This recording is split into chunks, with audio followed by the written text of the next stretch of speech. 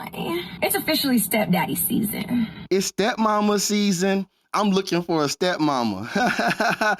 Action. Raise your hand. How many men have baby mama drama? Easter just passed, yes? And my children, they got to spend Easter with their mama.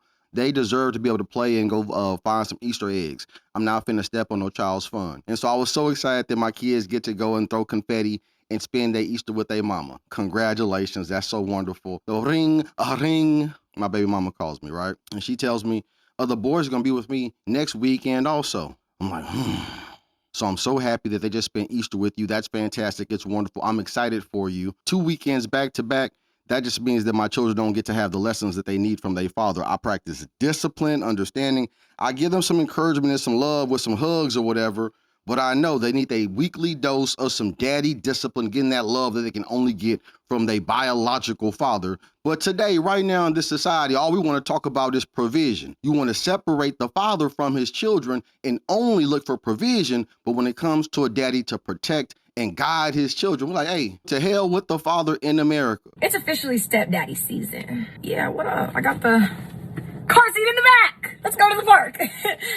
Don't let your baby mama or your baby daddy block your blessings. I know in theory it sounds good keeping the same person to have kids with, but that's insanity as well. So if it doesn't work out with them, it'll work out with someone else.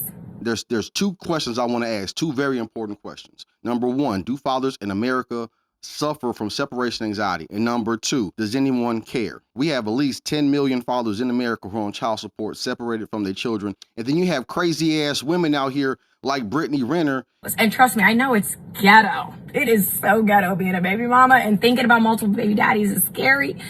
But and she'll have a baby by a man and then leave that man because she said, oh my goodness, he was unfaithful. He couldn't control that tallywhacker. And so since that man couldn't control this tallywhacker, you sentence him to be punished. You say, I'm going to punish you by taking your child, but I'm going to make sure that this child is raised without his father, or his father only sees him 33% of the time. So many women use the state as a weapon against a man. These are facts. And so many men in America, we believe with our whole heart that our responsibility as men is to comply. We comply with the government. We comply with baby mama. We comply with our wife, with our spouse, with our significant other. We comply because a happy wife is a happy life. And there are millions of men who are crying tears and suffering in silence because women use the government as a weapon against fathers in America. And now there's so many different types of fathers. There's black fathers, Mexican fathers, white fathers, Indian fathers, Asian fathers, all types of fathers in America right now who are separated from their children, who are only allowed to be fathers 33% of the time at most. Could you imagine if men could just forcefully take their children by the state and only give the mothers custody of the children 33% of the time? And then I went and did a TikTok and I did it on Instagram and I said, it's stepmama season. I'm looking for a stepmama. And I laughed about it like it was something funny. But you can trample on a father's parental rights in America and there is no uproar. Men have to help other men lift them up because economic times really does determine whether you can have a family or not. The nature of being a man is about competition. We're in forever competition to get resources. We're in forever competition to get the most prettiest girl.